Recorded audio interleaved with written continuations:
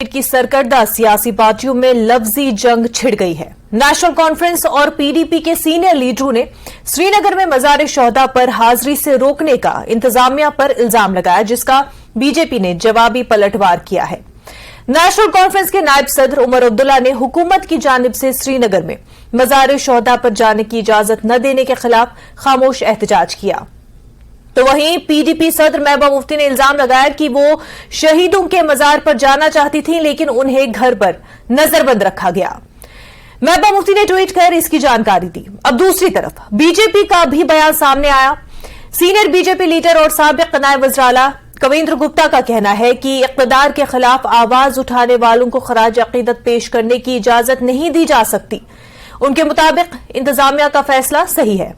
कविंद्र गुप्ता के मुताबिक महबूबा मुफ्ती की नजरबंदी भी दुरुस्त है, जबकि बीजेपी के सीनियर लीडर और तर्जुमान अल्ताफ ठाकुर ने कहा कि उमर अब्दुल्ला और महबूबा मुफ्ती दोनों ने आज ड्रामा किया और उन पर कोई पाबंदी नहीं थी। इन लीडरों ने 13 जुलाई के मौके पर लोगों को उकसाने की कोशिश की। तो अब हम आपको तमाम लीडरों का बयान बारी बारी सुनाएंगे और इसके बाद हमारे मेहमानों से आज वादी में बरपा इस सियासी घमासान पर मजीद गुफ्तगू करेंगे।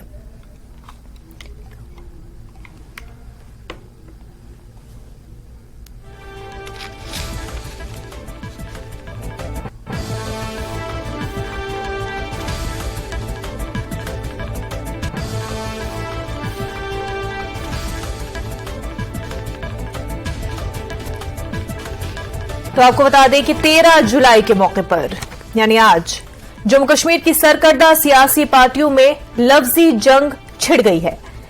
नेशनल कॉन्फ्रेंस और पीडीपी के सीनियर लीडरों ने श्रीनगर में मजार शोहदा पर हाजिरी से रोकने का इंतजामिया पर इल्जाम लगाया है, जहां पर जिसकी एक तरफ बीजेपी के लीडरान हिमायत कर रहे हैं, उसको दुरुस्त कह रहे हैं, तो दूसरी तरफ बीजेपी के ही एक और लीडर अल्ताफ ठाकुर कह रहे हैं कि उन पर कोई भी नजरबंद, कोई भी रुकावट नहीं थी।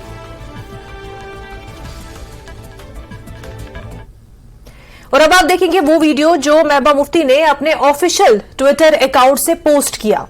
उन्होंने वीडियो पोस्ट करते हुए इल्जाम लगाया कि वो मजार पर जाना चाहती थी, लेकिन उन्हें घर पर नजरबंद रखा गया। महबूबा ने आगे मजीद लिखा कि मरकजी हुकूमत दफा 370 की गैर कानूनी मनसूखी के बाद सुप्रीम कोर्ट में हालात मामूल पर रहने के बड़े दावे कर रही है।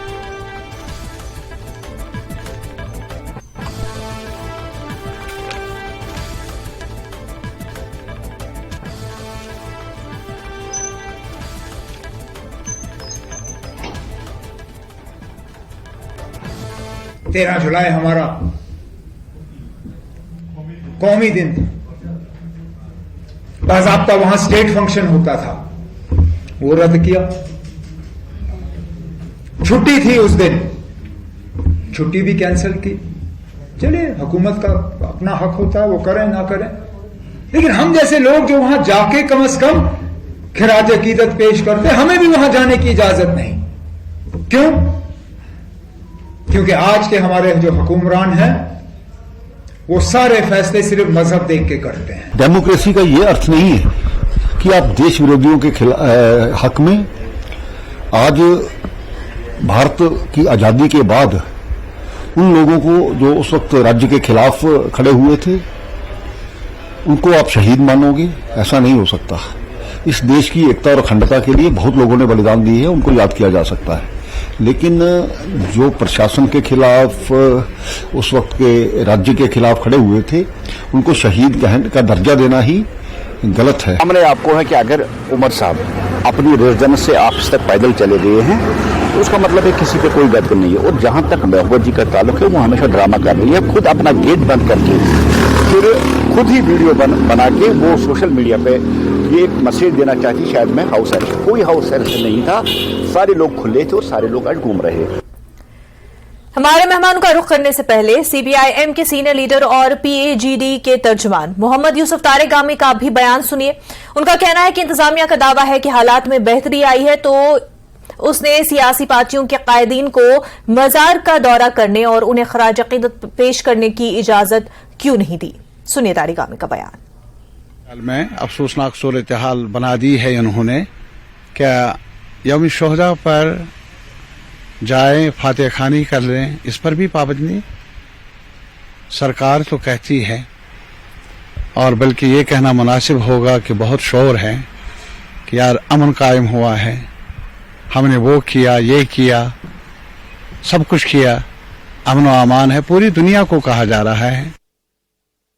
तो इस वक्त हमारे साथ 4 खास मेहमान जो है वो जुड़े हुए हैं। मुंतजिर मोहिद्दीन साहब अपनी पार्टी स्पोक्स पर्सन और पीडीपी के स्पोक्स पर्सन, वीरेंद्र सिंह सोनू साहब बीजेपी के spokes person, advocate RS Pathania साहब और पॉलिटिकल एनालिस्ट सुहेल काजमी साहब भी हमारे साथ जुड़ चुके हैं। चारों मेहमान हमारे साथ बने हुए हैं। तो सबसे पहले पठानिया साहब आपके पास ही आना चाहूंगी, बहुत कंफ्यूजन है, आप क्लियर कर दें कि बीजेपी के लीडरान का बयान अलग अलग आता है कि एक तरफ कविंद्र गुप्ता साहब कह रहे हैं कि जो नजरबंद किया गया है दुरुस्त है, सही है, तो अल्ताफ ठाकुर कह रहे हैं कि किसी को कोई बंद नहीं किया गया, कोई रोका नहीं गया, सब ड्रामा है। तो ये पहले तो ये कंफ्यूजन दूर करते हैं कि बंद किया गया कि नहीं किया गया।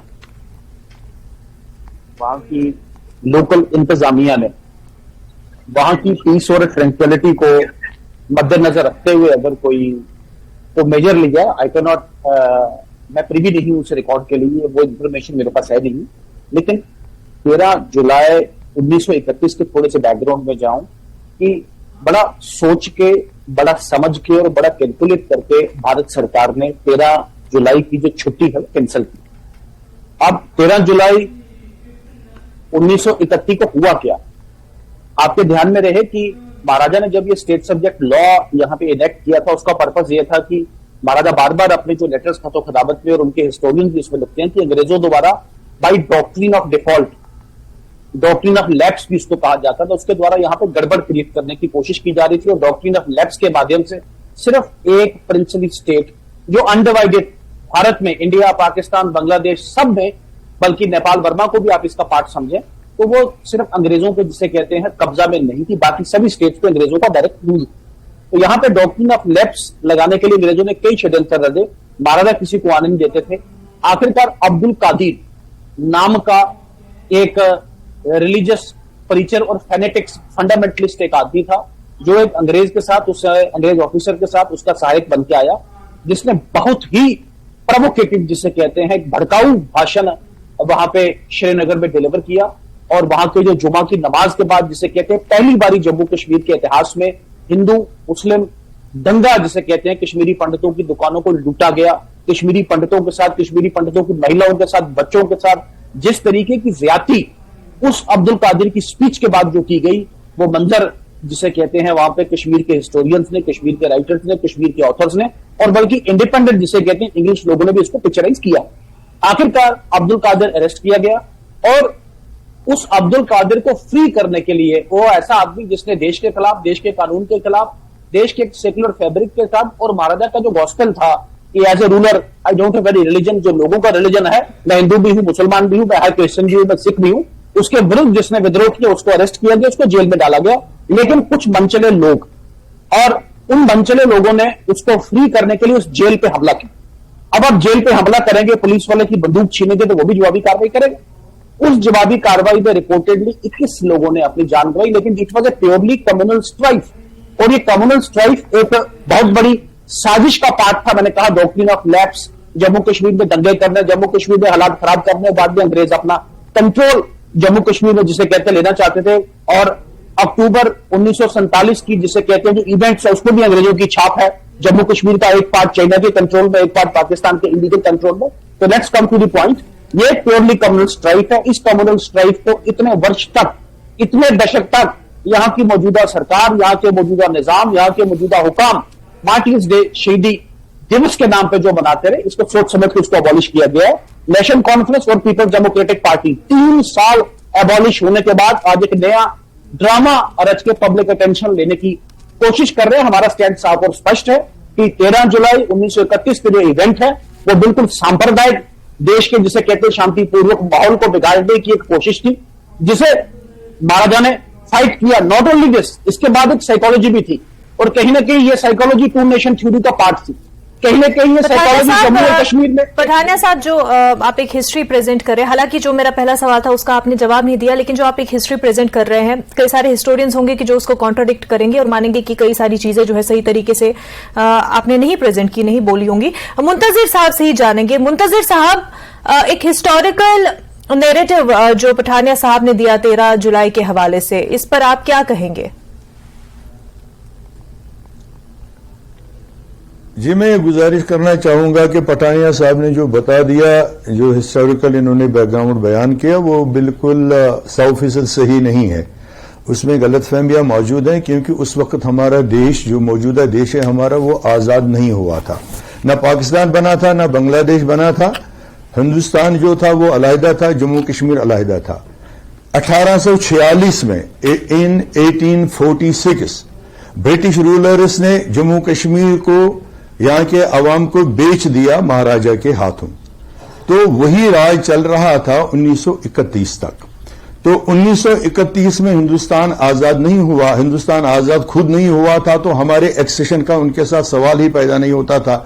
हम हिंदुस्तान का हिस्सा थे ही नहीं।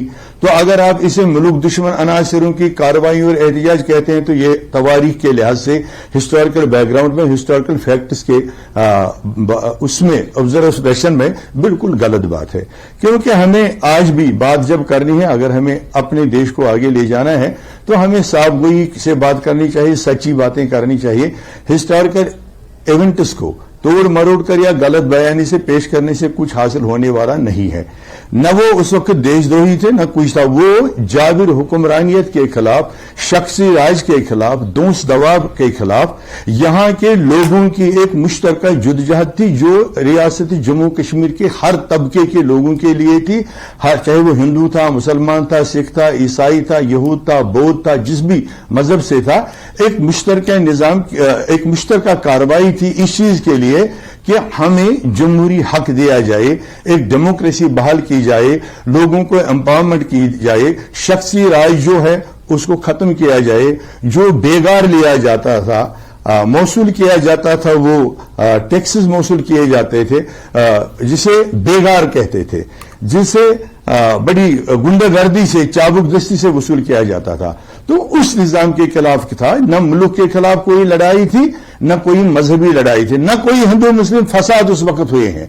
हिंदू मुस्लिम फसाद तो 1947 में भी यहां नहीं हुए, तो 31 की तो बात ही नहीं है। जब ब्रिटिश रूलर्स ने जम्मू कश्मीर को महाराजे के हाथों बेच लिया 75 लाख की मामूली रकम आपकी बात भी सुनेंगे जी मुंतजिर साहब, तब भी कोई फसाद नहीं हुआ।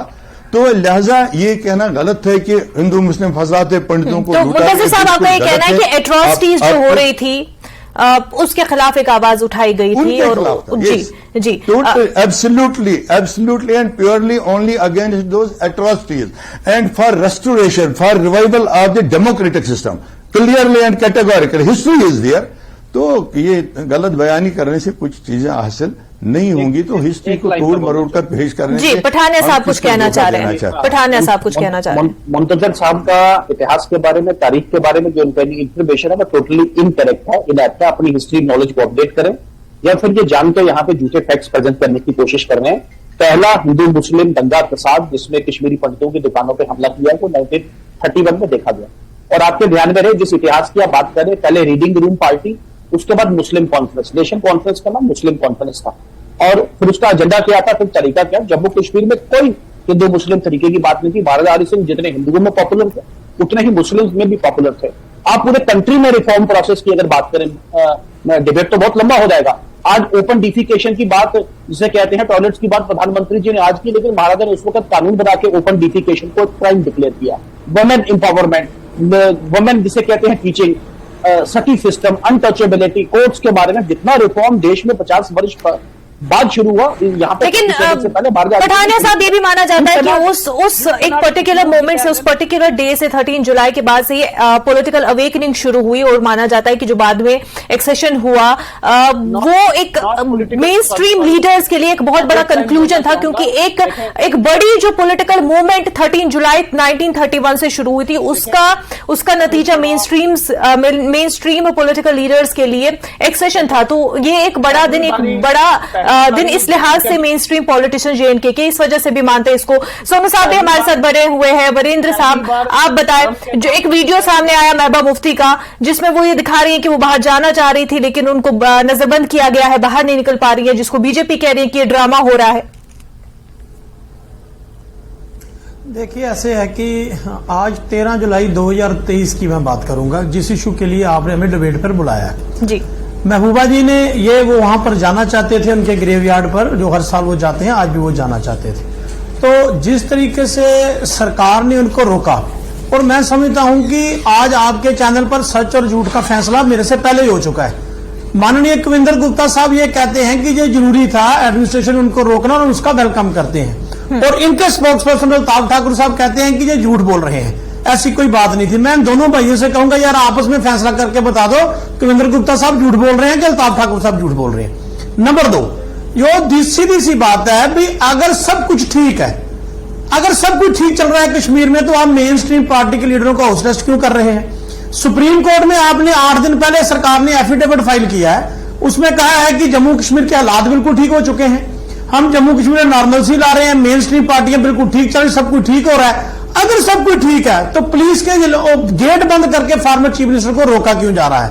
दूसरी बात उसमें मैं कहना चाहूंगा कि कविंदर गुप्ता साहब का मैंने स्टेटमेंट सुना, उन्होंने कहा कि यह गलत बात थी कि ये देश के खिलाफ नहीं थे, लेकिन 1931 में तो ठीक कहा मुंतजिर साहब ने कि जम्मू कश्मीर एक अलग से रियासत थी, तो उस वक्त तो देश का विभाजन भी नहीं हुआ था। लेकिन मैं इनसे पूछना चाहता हूं, कविंदर गुप्ता साहब और बीजेपी की तमाम लीडरों से, भी 4 साल आप सरकार में छुट्टी को मनाते रहे, 4 साल आप 13 जुलाई की छुट्टी मनाते रहे, तब आपके इशू, तब आपके संविधान वो कहीं छुट्टी पर था।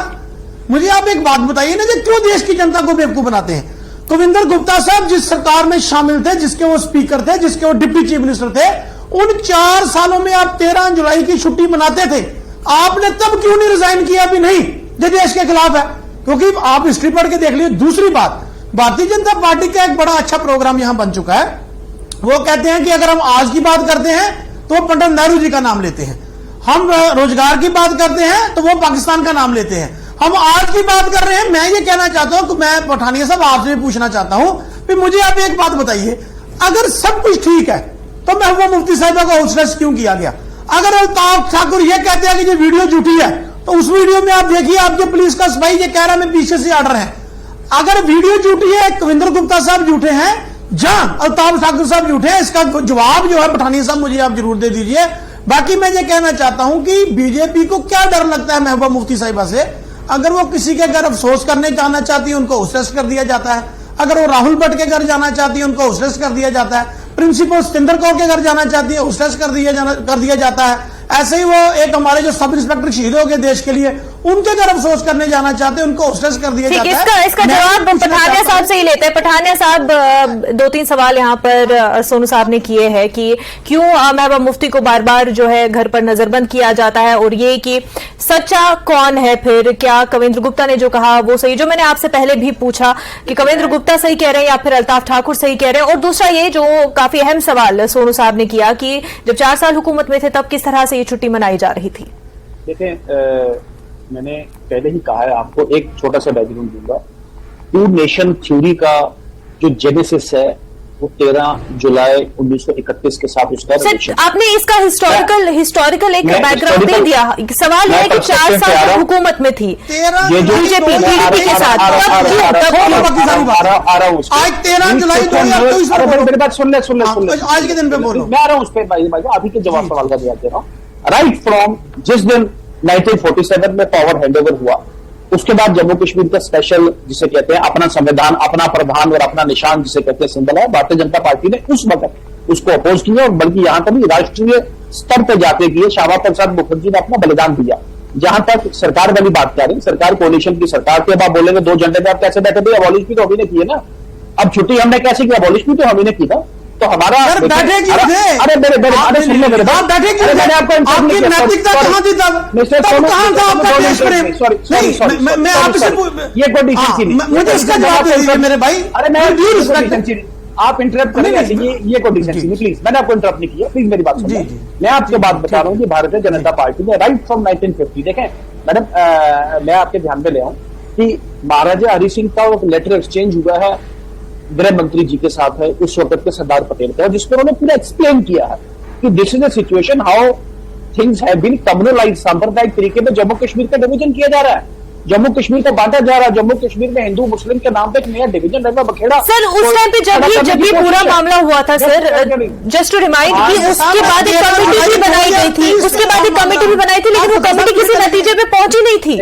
देखें ये सरकार, मैं आपके ध्यान में जाऊं, देखें सुन, पहले शेख अब्दुल्ला साहब को प्लेट पे डाल के पावर दी गई, अलग प्रधान, अलग निशान, अलग झंडा उनको दिया गया, लेकिन आखिरकार 13 जुलाई 2023 का जवाब दे रहे हो, प्लीज सोनू यार, प्लीज बी डिसेंट यार, प्लीज बी डिसेंट। मैंने आपको इंटरप्ट नहीं किया, मेरे बात बोल लो, टाइम दे लो प्लीज, ये कोई तरीका नहीं, प्लीज मेरी बात सुन ले प्लीज। मेरा आपसे विनम्र अनुरोध है कि 53 में क्या जरूरत पड़ी शेख अब्दुल्ला साहब को अरेस्ट करने की या उनको उनकी सरकार को गिराने की, उसमें क्या जरूरत थी बार बार करके जितने भी जिसे कहते संविधान कानून दिल्ली से यहाँ पे लाए गए।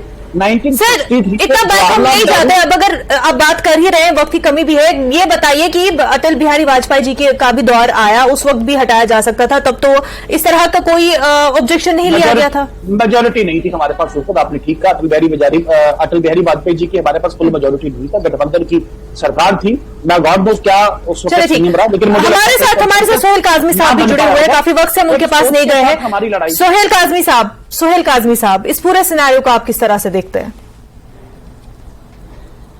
देखिए, पठानिया साहब ने हिस्टोरिकल बैकग्राउंड बताई और अपनी पार्टी के हमारे जो भाई हैं उन्होंने भी आपको इलेबोरेट किया, लेकिन मुझे ये लगता है कि taking care of the situation of Jammu and Kashmir कुछ सालों से जहां आप देख रहे हैं, खासकर जब से हम यूटी में आए हैं और जिस तरह का इंफ्रास्ट्रक्चर डेवलपमेंट का, टूरिज्म का रिवाइवल, उन सब चीजों को देखते हैं, और खासकर इस वक्त बारिशों का मौसम है और अमरनाथ यात्रा जो है वो चल रही है और बड़े पुख्ते इंतजामों के साथ उसकी देखरेख में यात्रा चल रही है और पूरे हिंदुस्तान के लोग जम्मू कश्मीर में हैं। तो मैं समझता हूं taking care of the sensitivity of the particular days, तो एडमिनिस्ट्रेशन ने ये जो थोड़ी रोकथाम की होगी इनको, क्योंकि इस वक्त पॉलिटिक्स करने का टाइम नहीं होता है। मैं जहां तक समझता हूं कि मरकज चाहती है कि जम्मू कश्मीर को पटरी पे, ठीक पटरी पे, खुशहाली की पटरी पे उनके घर बाहर आने से यात्रा को क्या परेशानी थी, मुझे ये बताइए। अब किस तरह के जवाब चैनलों पर देते हैं काजमी साहब? मैं तो आपकी बहुत इज्जत करता हूँ, आप बहुत समझदार आदमी हैं, आप किस तरह की मतलब आप सरकार को डिफेंड कर रहे हैं? मुझे बताइए, एक फॉर्मर चीफ मिनिस्टर किसी के अफसोस वाली जगह जाना चाहते हैं, उसमें लॉ एंड ऑर्डर कहां से आ गया? मुझे आप एक बात बताइए, उसमें कहां से आ गया? देखिए, नहीं, ये कौन सा किस तरह की काजमी साहब, हमें भी बता दीजिए। नहीं, मैं आपसे पूछना चाहता हूँ, मुझे बोलने देंगे? मैं उसको बोलता हूँ, बताता हूँ। बोलने पे जवाब दिया है। दो तीन तरह, जी देखिए सोनू जी, दो तीन तरह की फिजा कश्मीर में चलती है। एक वो जो सेंटिमेंट्स को हर्ट करती है, जो आप भी जानते हैं, और वो किस तरह से हवा देती है अलगाववाद को और बाकी चीजों को, ये आप भी जानते हैं। और नेशनल कॉन्फ्रेंस के जहां तक सदर की बात है, वो पैदल आगे अपने दफ्तर में, और उसके बाद उन्होंने वहां पे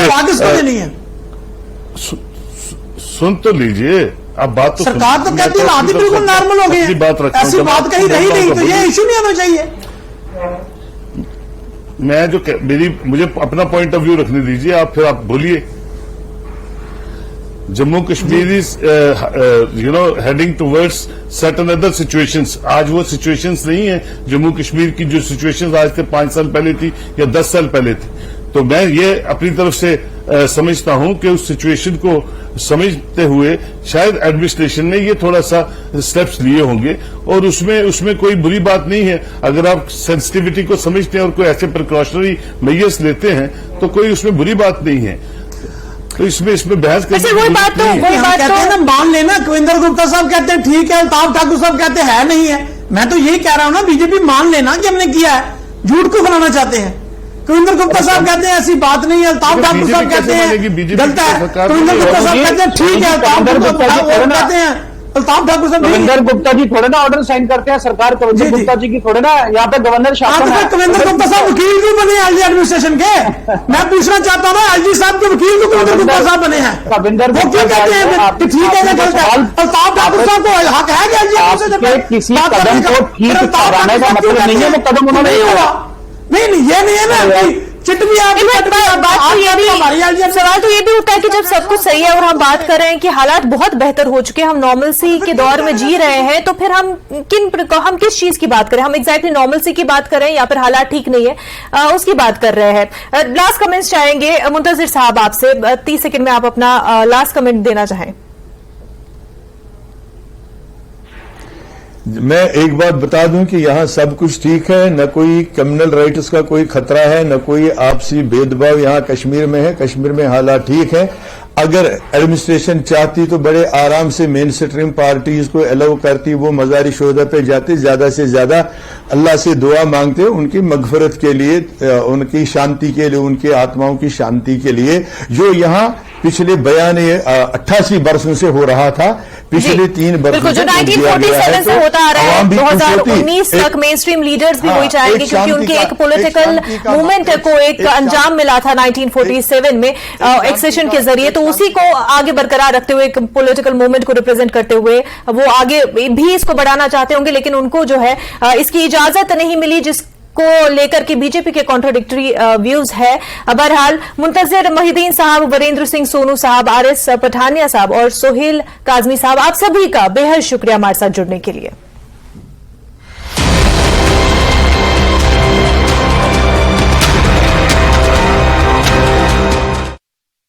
दिया मंदिर की संपत्ति पर